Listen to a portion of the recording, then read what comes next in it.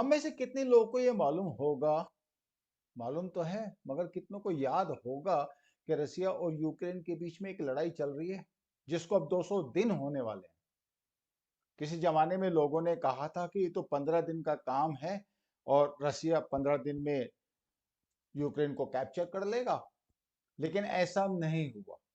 और अब हालत ये है कि रसिया ने ये तो डिसाइड किया था कि यूक्रेन के अंदर कब एंट्री करेगा, अब उसको ये समझ नहीं आ रहा कि यूक्रेन से वो एग्जिट कब करेगा और कैसे करेगा। लड़ाई के साथ यही होता है, स्पेशली जो मेजर वॉर्स होते हैं, डिसाइड करने में तो सिर्फ एक पार्टी का हाथ होता है। वो डिसीजन तो आप ले सकते हो, रशिया ने भी वो डिसीजन लिया, लेकिन लड़ाई खत्म करना आपके हाथ में नहीं होता एक बार आप बैटल को ज्वाइन कर लेते हो।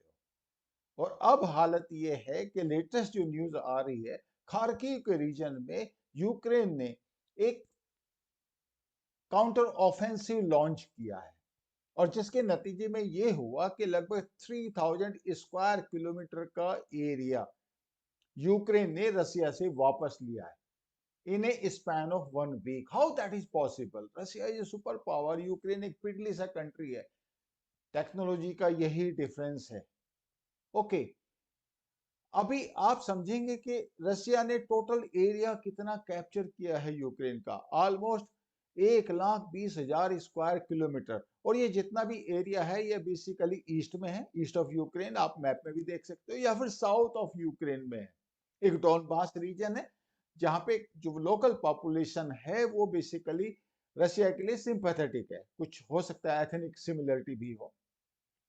लेकिन अभी जो यूक्रेन का काउंटर ऑफेंसिव हुआ है इसने पूरी दुनिया को चकित कर दिया है। अब रशिया के पास क्या ऑप्शंस हैं, but before Russia exercise the options, एक बहुत इंपॉर्टेंट बात है कि इस लड़ाई को अगर रशिया हारता है या अपनी ऑब्जेक्टिव अचीव नहीं कर पाता तो रशिया के लिए क्या कॉन्सिक्वेंसेस हैं। पहली बात तो ऑब्वियसली एक जो सुपर पावर का जो टैग लगा हुआ है रशिया के ऊपर वो काफी हद तक धूमिल हो जाएगा, खत्म हो जाएगा। ऐसा नहीं होगा कि यूक्रेन की फोर्सेस रशिया के अंदर एंट्री करके रशिया को हरा दें, know that will not happen. लेकिन जो सुपर पावर का स्टेटस है वो चला जाएगा, no doubt about that.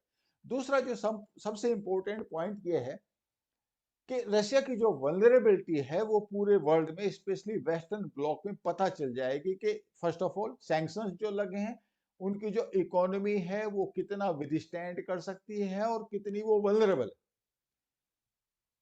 Russians weapon के प्रति पूरी दुनिया में जो एक रेस्पेक्ट है, नॉट दैट के एवरी वेपन इज रेस्पेक्टेड, कुछ वेपन्स उनके अच्छे हैं, AK-47 एक आपके सामने एग्जाम्पल है, लेकिन उसके अलावा जो बाकी वेपन्स हैं और जो उसकी टेक्नोलॉजी है उनका जो मार्केट है ग्लोबली, इंडिया भी एक मेजर बायर उसमें से रहा है, तो ऑब्वियसली उसकी जो रेपुटेशन है वेपन्स की वो चली जाने वाली है। तो जब वो वेपन एक्सपोर्ट करता है तो जो क्रेडिबिलिटी रहती है वो क्रेडिबिलिटी नहीं होगी, तो ऑब्वियसली इकोनॉमी इंपैक्ट होगी। ओके, अब अगला जो पॉइंट है वो ये है, एनर्जी रिक्वायरमेंट यूरोपियन यूनियन की है, वो obviously they are into problem, no doubt about that. और अगर उनको अल्टरनेटिव ही ढूंढना पड़ा तो लगभग 1 साल के बाद कोई अल्टरनेटिव उनको नजर आएगा, और तब तक वो प्रॉब्लम में रहेंगे, और जब तक वो प्रॉब्लम में रहेंगे तब तक उनकी इकोनॉमी भी थोड़ी सी डॉल्ट्रम में रहेगी, रेट ऑफ इन्फ्लेशन भी हाई रहेगा। अगला जो मोस्ट इंपॉर्टेंट पॉइंट है, जो ग्लोबल इक्वेशंस हैं, बेसिकली जैसे रशिया की चाइना की है, रशिया की यूरोपियन यूनियन की, रशिया की इंडिया की, रशिया की यूएसए के साथ है, मेजर प्लेयर्स की मैं बात कर रहा हूं, तो वो जो इक्वेशन है वो चेंज हो जाएगी। इंटरनली अगर आप देखो तो जो पुतिन की रेपुटेशन है till now it is intact, he has got very high rating inside Russia, but कितने दिन तक ये बात रहेगी?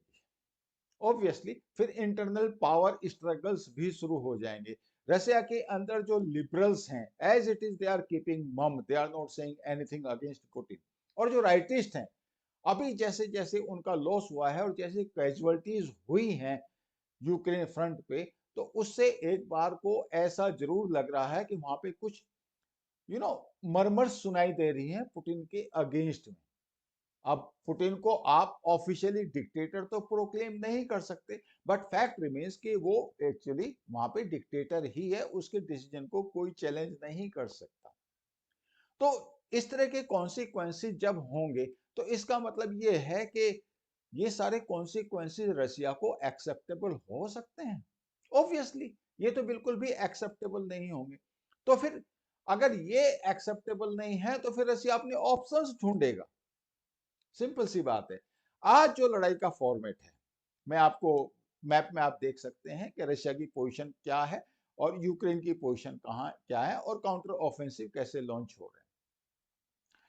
तो इस एग्जिस्टिंग फॉर्मेट में जहां पे धीरे धीरे करके जो वेस्टर्न ब्लॉक के पास जो टेक्नोलॉजी का लेवल है, मैं वेपन टेक्नोलॉजी की बात कर रहा हूं, टेक्नोलॉजी का जो लेवल है वो लेवल और रशियन टेक्नोलॉजी जो अभी तक इस लड़ाई में यूज हुई है, दोनों के बीच में डिफरेंस बढ़ता जा रहा है। ये नहीं कि अगर यही फॉर्मेट रहा और रशिया ने एडिशनल रिसोर्सेज वहां पे लॉन्च नहीं किए, अभी तक तो ये एक स्पेशल ऑपरेशन चला जा रहा है, तो रशिया एडिशनल रिसोर्सेज लॉन्च नहीं करता है, टेक्नोलॉजिकल लेवल एट पार लेके नहीं आता है, तो उस हालत में ये बहुत पॉसिबल है कि जो यूक्रेन का काउंटर ऑफेंसिव है वो काफी हद तक रशिया को एम्ब्रेस कर सकता है।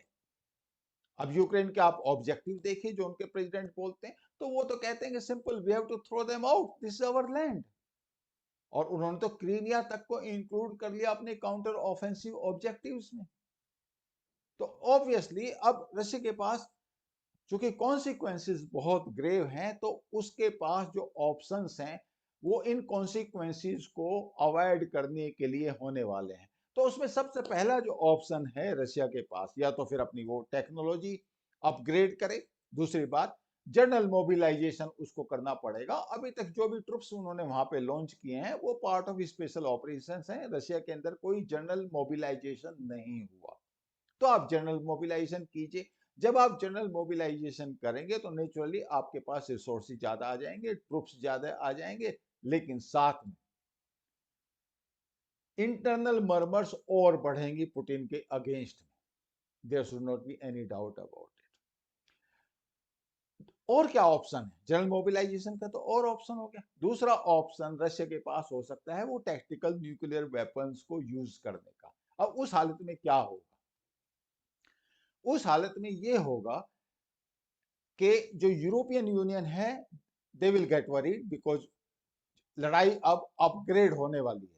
और जब टैक्टिकल न्यूक्लियर वेपन यूज करेगा रशिया तो ऑब्वियसली बहुत ज्यादा तबाही यूक्रेन के अंदर होगी। ऐसा नहीं होगा कि रशिया यहाँ पे टैक्टिकल न्यूक्लियर वेपन यूज करें और अमेरिका वहां पे कोई न्यूक्लियर बम रशिया के ऊपर, दैट पॉसिबिलिटी इज निल।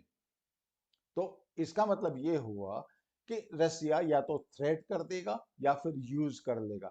दोनों ही हालतों में रसिया ये चाहेगा कि जो उसके मिलिट्री ऑब्जेक्टिव हैं वो अचीव हों। अगर उसके बावजूद भी नहीं होते तो फिर क्या? वो एक बहुत बड़ा क्वेश्चन है। तो पॉइंट ये है कि जितनी भी ये लड़ाई लंबी खिंचेगी, और अब ऐसा मुझे नहीं लगता कि ये लड़ाई लंबी नहीं खिंचेगी। रसिया एडिशनल ट्रुप्स भी लॉन्च करेगा, टेक्नोलॉजी भी बढ़ाएगा अपनी वेपन की, और स्पेशल ट्रुप्स लेके आएगा। और इस तरफ से अगर आप देखो तो यूक्रेन के पास क्या क्या रिसोर्सेज हैं? यूक्रेन के पास यूरोपियन यूनियन और यूएसए दोनों ही रिसोर्सेज प्रोवाइड कर रहे हैं। और ये जो काउंटर ऑफेंसिव लॉन्च हुआ है इसमें अगर आप देखें तो उन वेपन्स का इसमें इस्तेमाल हुआ है जो लेटेस्ट वेपनरी है, यू नो हाविटजर है, लॉन्ग रेंज आरटी है,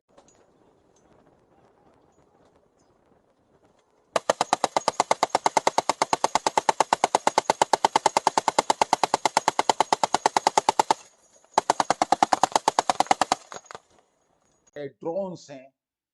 ये सब जब यूज होते हैं तो ऑब्वियसली टारगेट एक्विजिशन की कैपेबिलिटी, इलेक्ट्रॉनिक कैपेबिलिटी भी यूएसए ने प्रोवाइड की है। और काफी लोगों का ये मानना है कि जो वेपन टेक्नोलॉजी है अमेरिका के पास वो टेक्नोलॉजी बहुत ज्यादा अपग्रेडेड है, और उस टेक्नोलॉजी और जो रशियन टेक्नोलॉजी के बीच में बहुत ज्यादा डिफरेंस हो सकता है। तो जैसे जैसे लड़ाई अपग्रेड होती जाएगी, जितनी ये लंबी खिंचेगी, उस हिसाब से वेपन्स आएंगे, और जब वो वेपन्स आएंगे तो रशिया की प्रॉब्लम्स बढ़ेंगी, और जब रशिया की प्रॉब्लम जैसे अभी बढ़ रही हैं और भी ज्यादा बढ़ेंगी, तो रशिया के पास कोई भी अल्टरनेटिव नहीं रहेगा, बट उसको टैक्टिकल न्यूक्लियर वेपन्स यूज करने ही पड़ेंगे।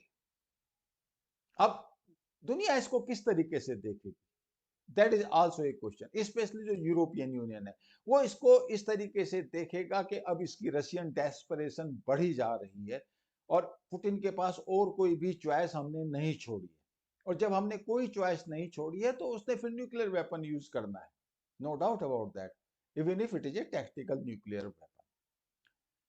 तो आपको क्या लगता है, what exactly is going to be the option for Putin? Can he go back from this point? No, he will not. Can he allow this Ukraine counter offensive to succeed? Yes, he can allow, but what will be the cost? Cost will be that Russia will lose the international leverage. तो obviously ये cost तो affordable ही नहीं है। तो जो possibility मेरे को लग रही है, over a period of time ये लड़ाई चलती रहेगी, यूक्रेन का काउंटर ऑफेंसिव भी चलेगा, और अगर बाई एनी चांस ये अनअफोर्डेबल हुआ तो ये लड़ाई में टैक्टिकल न्यूक्लियर वेपन्स यूज होने वाले हैं। बस एक ही चीज है जो इसको रोक सकती है, टैक्टिकल न्यूक्लियर वेपन्स यूज करने से पहले रशिया की इकोनॉमी का क्या हाल रहता है। अगर यूरोपियन यूनियन सस्टेन करता है without dependence on Russia, specially in the current season, यानी कि जनवरी फरवरी मार्च तक की बात है, तो उस हालत में अगर रशियन इकोनॉमी कोलैप्स करती है, तो उस हालत में probably Russia will not be in a position to use the tactical nuclear weapons, otherwise it is going to use it, and in that case the world will be on the brink of third world war. India has to be careful, because जितनी देर ये लड़ाई चलेगी उतनी ही India के पास options कम होते जाएंगे। It will have to take the side, whether you like it or you don't like it. I hope you like this video. Thank you so much. I will see you in next video.